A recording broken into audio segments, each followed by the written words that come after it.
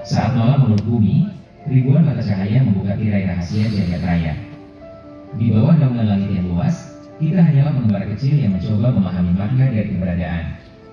Di hamparan keheningan yang tak berujung, terbentang permadani kisah yang terbuat dari debu bintang. Sebuah planet layak huni dengan diameter 12.742 km, kita berpijak dan merangkai kisah perjalanan menembus ruang dan waktu. Sebagian sedang sibuk dengan bisnisnya di siang hari, sebagian lagi terbenam di permukaan kasur lembutnya, dan sebagian lagi sedang duduk asik menyaksikan pertunjukan planetarium. Di ufuk timur, cahaya pertama membisikkan kisah harapan tentang hari yang akan dimulai. Di bawah kanvas malam yang sunyi, sang bulan hadir sebagai saksi bisu, memancarkan ketenangan yang abadi. Setiap fasenya adalah sebuah kisah. Bulan mengajarkan kita tentang siklus kehidupan yang tak pernah berhenti berputar. Perlahan kita menjauh dan menyaksikan sebuah harmoni kosmik tata surya. Sekumpulan benda langit yang terdiri dari matahari sebagai bintang pusatnya, 8 planet beserta satelit alaminya, 5 planet kerdil, meteorit, asteroid, komet, hingga benda langit misterius di kawasan awan Oort di tepian jangkauan gravitasi matahari. Saat ini, diketahui ada 8 planet yang mengelilingi matahari. Planet pertama yaitu Merkurius, planet yang paling dekat dengan matahari dan yang terkecil di tata surya kita.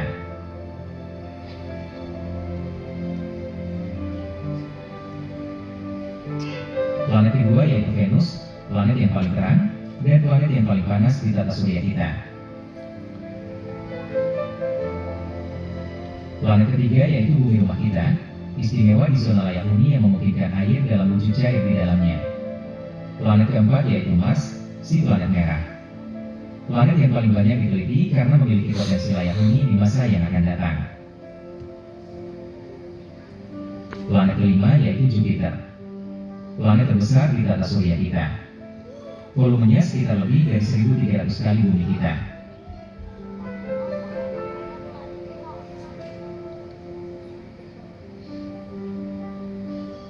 Planet keenam yaitu Saturnus, planet yang memiliki cincin paling lebar dibanding planet gas raksasa lain di tata surya kita.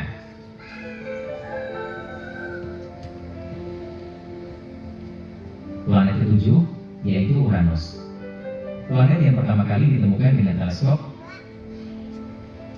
Planet ke-8 yaitu Neptunus, planet yang terjauh di tata surya kita untuk saat ini.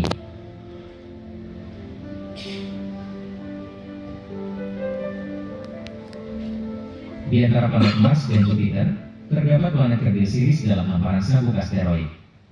Lebih jauh dari Neptunus, terdapat hamparan sabuk Kuiper.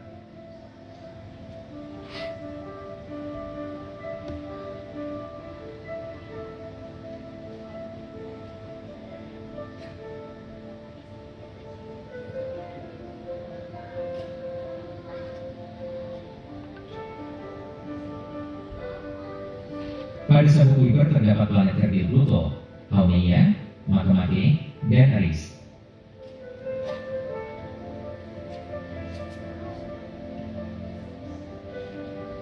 Tata surya kita memiliki perisai pelindung dari sebagian besar radiasi antar bintang yang berbahaya dan sinar kosmik bernama heliosfer.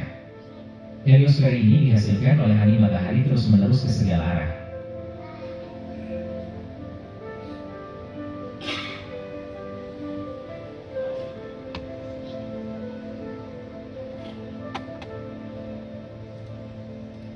Kini kita menuju sisi terjauh tata surya, yaitu awan Oort.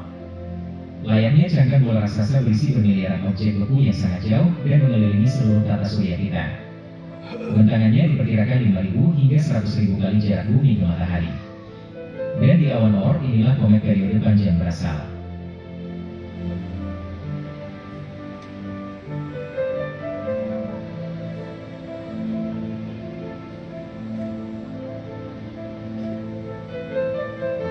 Matahari merupakan satu dari miliaran bintang di angkasa yang luas. Setidaknya ada 76 bintang yang berjarak relatif dekat dengan kita dan membentuk lingkungan antar bintang surya atau solar interstellar neighborhood.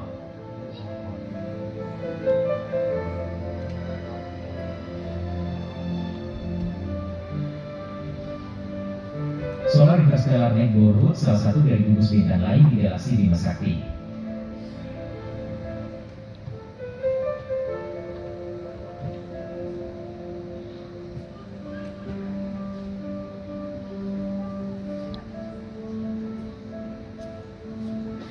Melalui penelitian berkesinambungan dari generasi ke generasi, para ahli astronomi memetakan bintang-bintang dan menyusun peta galaksi Bima Sakti. Dengan ini kita bisa mengetahui keberadaan kita di alam semesta. Tata surya kita merupakan satu dari miliaran sistem bintang lain di galaksi Bima Sakti. Tata surya kita berada pada lengan Orion yang terletak di antara lengan Perseus dan lengan Sagittarius. Diameter galaksi Bima Sakti diperkirakan membentang sekitar 100.000 tahun cahaya. Satu tahun cahaya setara dengan 9,4 triliun kilometer. Ini berarti diameter galaksi Bima Sakti yang diketahui sejauh ini sekitar hampir 100 kuadriliun kilometer. Galaksi kita tergolong galaksi spiral. Terdapat dua lengan utama yaitu lengan Perseus dan lengan Scutum Centaurus. Dan dua lengan minor yaitu lengan Sagittarius dan lengan Norma. Sejak terbentuk 4,5 miliar tahun, tata surya diperkirakan telah mengelilingi galaksi sebanyak 16 kali. Di galaksi Bima Sakti kita yang megah ini tersebar beragam objek fenomena kosmik, di antaranya nebula yang tersebar di banyak wilayah galaksi.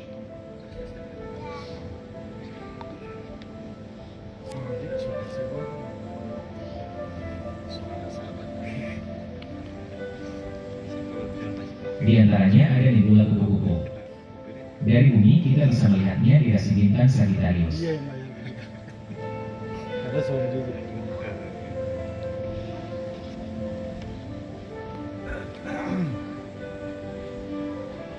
Di galaksi kita banyak terdapat gugus bintang, di antaranya gugus bintang terbuka M7. Usia bintang-bintang ini relatif sama.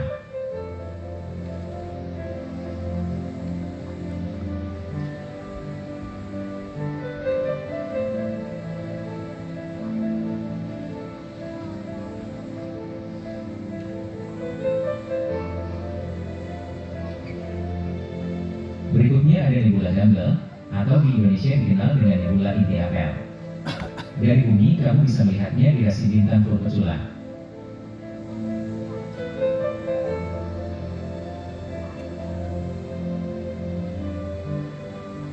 Berikutnya ada nebula Orion. Dari bumi kamu bisa melihatnya di rasi bintang Orion. Inilah nebula yang banyak sekali diminati para astronomer. Selain salah satu nebula yang paling terang, juga karena letaknya yang tidak jauh dari khatulistiwa sehingga hampir seluruh manusia bisa menikmatinya sepanjang tahun, baik penghuni bumi dari belahan selatan maupun utara. Nebula ini telah mengungkapkan banyak hal mengenai proses bagaimana bintang-bintang dan sistem-sistem planet terbentuk dari puing reruntuhan awan gas dan debu. Para astronomi telah meneliti secara langsung cakram protoplanetari, brown dwarf, intensitas turbulensi dan gerakan gas, dan efek fotoionising dari bintang-bintang masif dekat di dalam nebula.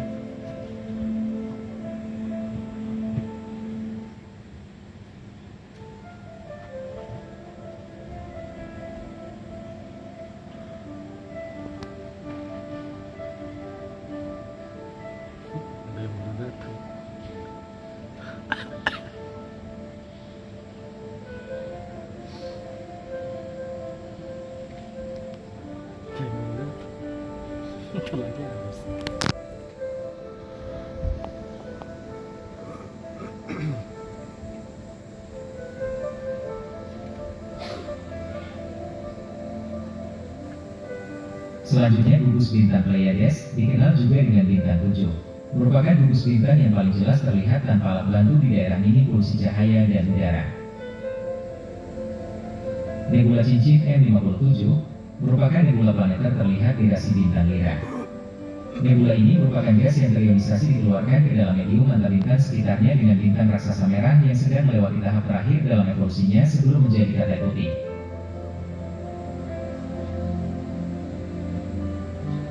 Berikutnya nebula mata kucing. salah satu struktur nebula paling kompleks yang terlihat di rasi bintang Draco.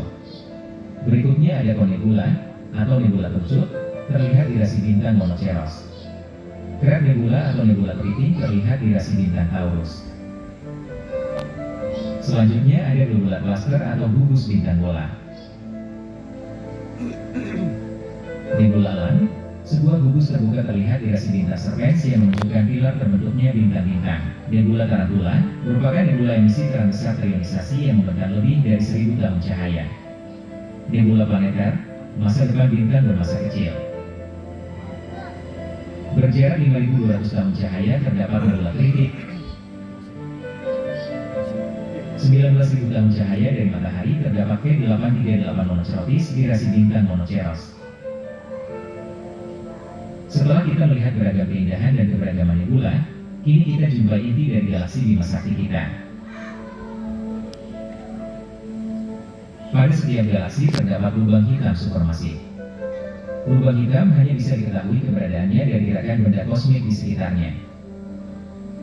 Misal ada bintang-bintang yang mengelilingi sesuatu dengan kecepatan yang tidak semestinya, hanya sepersekian cahaya, bintang yang masanya berubah drastis, atau bintang yang seolah tercabik-cabik, maka sangat mungkin bisa jadi ada objek bermassa sangat besar. Lubang hitam terbentuk dari ledakan bintang bermassa sangat besar, sekitar setidaknya 20 kali massa matahari. Pada mulanya, tingkat radiasi dan gravitasi seimbang. Saat bintang kehabisan bahan bakar untuk melakukan fusi, tingkat radiasi keluar semakin melemah sebanding dengan gaya gravitasi ke dalam. Dari sana, bintang mengalami runtuhan, dan kemudian mengalami ledakan supernova. Ada kemungkinan menjadi black hole atau bintang neutron. Sebuah proses kosmik yang panjang.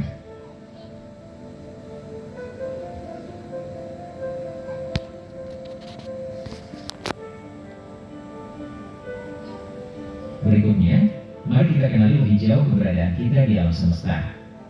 Kita tinggal di sebuah planet layak huni bernama Bumi. Jeda dulu, nanti setelah slideshow, jeda dulu, baru ada slideshow. Iya, biasanya kan habis ini kan langsung di yang slideshow, yang pre-show, yang slideshow doang. Kita langsung di Ya, kita biarin dulu itu. Bumi kita memiliki satelit alami bernama Bulan. Bumi dan Bulan bersama-sama mengelilingi matahari dan ditemani planet lain, meteorit, asteroid, komet hingga objek awan Oort, dan membentuk tata surya.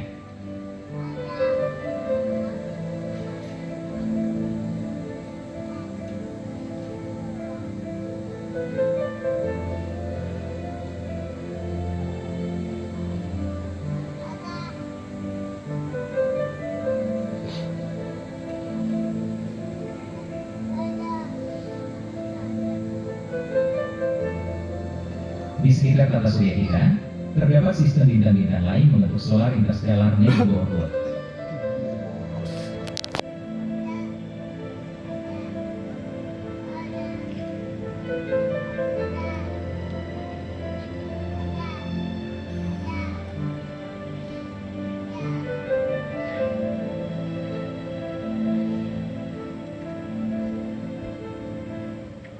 Pak Wagub juga. Solar interstellar neighborhood salah satu dari gugus bintang lain di galaksi Bima Sakti.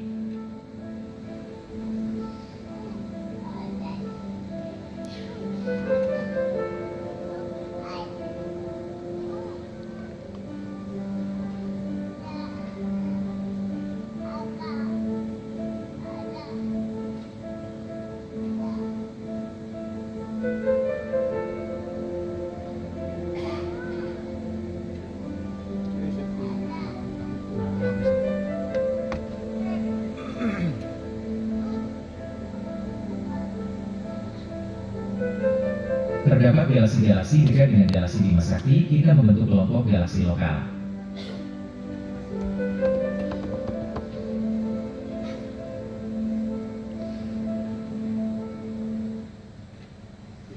Terdapat kelompok galaksi lokal lain di sekitar kelompok galaksi lokal, kita membentuk supercluster galaksi. Kita berada di supercluster Virgo.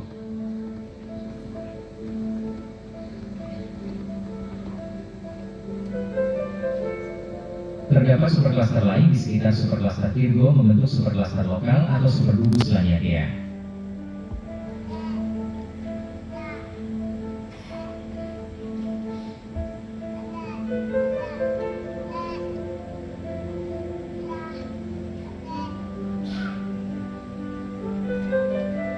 Terdapat supergugus lain di sekitar supergugus Laniakea membentuk dengan posisi yang tersebar dari sudut pandang kita di bumi dikenal dengan alam semesta teramati.